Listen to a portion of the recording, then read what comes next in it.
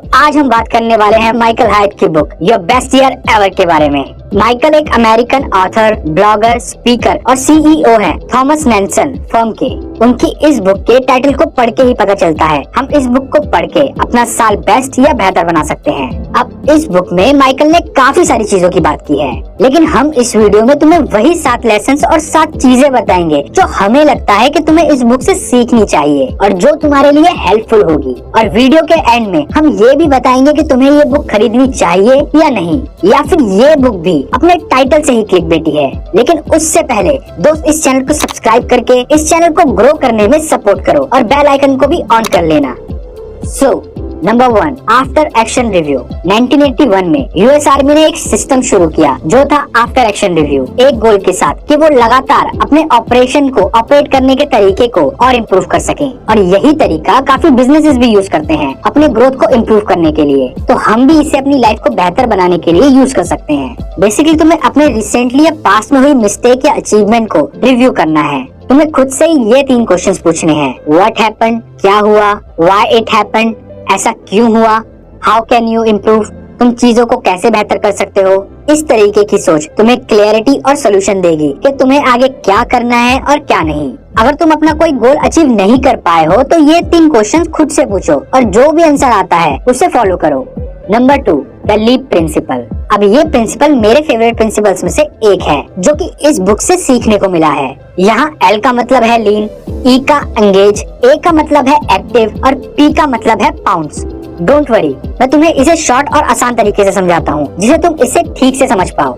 लीन का मतलब हिंदी में छलांग भी होता है। तो जब भी तुम कुछ करने की सोचते हो और कुछ करना चाहते हो तो क्लैरिटी, इंफॉर्मेशन या सही टाइम का वेट मत करा करो, सीधा लीप प्रिंसिपल अप्लाई करो। मतलब ये देखो कि तुम्हें नेक्स्ट स्टेप क्या लेना है और जल्द से जल्द जितनी बड़ी हो सके उतनी बड़ी छलांग मारो। जैसे जैसे तुम आगे बढ़ोगे तुम्हें क्लैरिटी मिलती जाएगी। इंतजार करना हमें सेफ फील करवाता है, लेकिन यही इंतजार हमारे सपनों को हमारे अंदर मार देता है।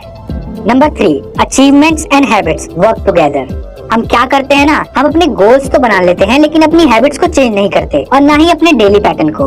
हम सेम वही रूटीन और पैटर्न फॉलो करते हैं और वही सेम डेज, वीक्स और मंथ्स जीते हैं, इसीलिए हमारा हर साल भी सेम ही जाता है। तो अगर तुम्हें ये साल को अपने पिछले साल से अलग बनाना है तो अपनी आदतों को भी अलग बनाओ। मतलब अपनी बैड हैबिट्स को गुड हैबिट्स से रिप्लेस करो, क्योंकि अचीवमेंट्स और हैबिट्स एक साथ वर्क करते हैं। तुम हैबिट्स नहीं बदलोगे तो अचीवमेंट भी नहीं मिलेगी। सेम जैसे कि रोज तुम एटलीस्ट कम से कम 2 से 4 घंटे अपने बिजनेस या ड्रीम को देने की आदत नहीं डालोगे तो तुमने जो गोल इस साल के एंड तक के लिए सेट कर रखा था वो तुम अचीव नहीं कर पाओगे।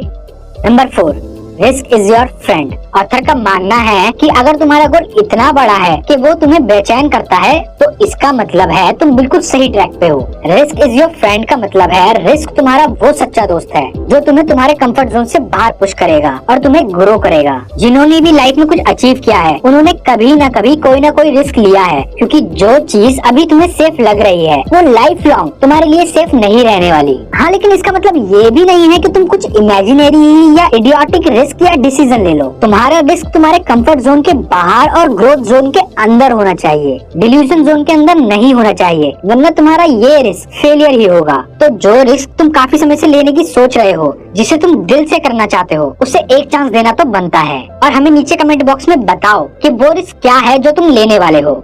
Number 5, smarter goals. तो माइकल हमें यहाँ स्मार्टर गोल्स के बारे में बताते हैं और हर लेटर बताता है कि हमारा गोल कैसा होना चाहिए। मतलब एस से स्पेसिफिक। तुम्हारा गोल बिल्कुल स्पेसिफिक होना चाहिए। तुम्हें पता होना चाहिए कि तुम्हारा एग्जैक्टली गोल क्या है। मेजरेबल होना चाहिए कि जिसको तुम मेजर कर पाओ कि तुम अपने गोल से कितने दूर हो या कितने पास।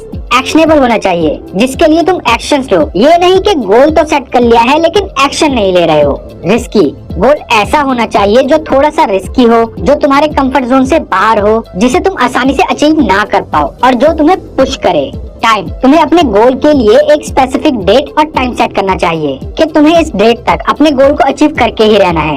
एक्साइटिंग गोल ऐसा होना चाहिए जो तुम्हें एक्साइट करे और जिसे सोच के तुम फील कर पाओ कि यार अगर ये गोल अचीव हो गया तो मेरी लाइफ कैसी होगी, मैं कैसा फील करूंगा। लास्ट है रेलेवेंट, मतलब ये तुम्हारी जिंदगी से रेलेवेंट होना चाहिए। ये नहीं कि तुम्हारा डांस में बिल्कुल भी इंटरेस्ट नहीं है लेकिन तुम डांस से रिलेटेड अपना गोल रख रहे हो जस्ट बिकॉज तुम लोगों को इम्प्रेस कर पाओ। Number 6, find your why. इस साल को और अपने आप को बेहतर बनाने के प्रोसेस में तुम कई बार अपनी मोटिवेशन को भी खो सकते हो। तो इसके लिए तुम पहले से ही अपना वाई क्लियर रखो। मतलब जो भी तुम अचीव करना चाहते हो वो क्यों अचीव करना चाहते हो ये अपने माइंड में क्लियर रखो। हो सके तो इसे कोई पेपर में लिख के रख लो, ताकि जब भी तुम अपनी मोटिवेशन खो दो और तुम गिव अप करने वाले ही हो तो अपने आप से पूछना कि मैंने ये स्टार्ट क्यों किया था, मैंने ये शुरू क्यों किया था, इसके पीछे मेरा वो क्या रीजन था या क्या डिजायर था जिसके लिए मैंने यहाँ तक इतनी मेहनत करी। और फिर जब तुम्हें ये याद आएगा तो क्लियर हो जाएगा कि तुम्हें नेक्स्ट स्टेप क्या लेना है और क्यों लेना है। किसी भी गोल या ड्रीम के पीछे डिजायर और रीजन होना बहुत जरूरी है। Number 7, your beliefs shape your reality. मतलब तुम्हारे जैसे बिलीव्स होंगे और तुम्हारी जैसी सोच होगी, उसी प्रकार तुम्हारी लाइफ और रियलिटी भी शेप लेगी। छोटे और लिमिटेड बिलीव्स हमें छोटी और लिमिटेड अचीवमेंट्स देते हैं और बड़े और ओपन माइंडेड बिलीव्स हमें बड़ी अचीवमेंट्स देते हैं। ऑथर का मानना है कि तुम्हें खुद को और अपनी लाइफ को बदलने के लिए सबसे पहले अपने बिलीफ सिस्टम को चेंज करना पड़ेगा। अगर तुम कुछ अचीव करना चाहते हो लेकिन अंदर ही अंदर सोचते हो कि शायद तुम वो अचीव नहीं कर पाओगे, तो दोस्त तुम उसे अचीव नहीं कर पाओगे। अपने लिमिटिंग बिलीफ से बाहर निकलो और खुद को भरोसा दिलाओ कि तुम कर सकते हो। तो दोस्त अपने रॉन्ग बिलीफ्स को पहचानो कि वो कौन से बिलीफ्स हैं जो तुम्हें लाइफ में आगे बढ़ने नहीं दे रहे हैं और उनको नए और सही बिलीफ्स के साथ रिप्लेस करो जो तुम्हें और तुम्हारी लाइफ को इम्प्रूव कर सकते हैं। तो अब बात आती है कि क्या तुम्हें ये बुक खरीदनी चाहिए या इस पे अपना टाइम इन्वेस्ट करना चाहिए। तो हम सजेस्ट करेंगे हाँ बिल्कुल तुम ये बुक खरीदो। ये बुक सच में हमें बड़ी हेल्पफुल लगी। इसमें ऑथर ने आसानी से समझाया है कि तुम्हें क्या करना चाहिए और क्यों करना चाहिए, और जरूरी नहीं है कि तुम इसे साल की शुरुआत में ही पढ़ो, इसे तुम कभी भी पढ़ सकते हो। वैसे इस बुक का लिंक तुम्हें डिस्क्रिप्शन में मिल जाएगा। इसी के साथ ये वीडियो यहीं खत्म होती है, लेकिन आप हमारे साथ हमेशा बने रहें, हमारे चैनल को सब्सक्राइब और नोटिफिकेशन बेल को ऑन करके रखें ऐसी ही और हेल्पफुल वीडियोस के लिए।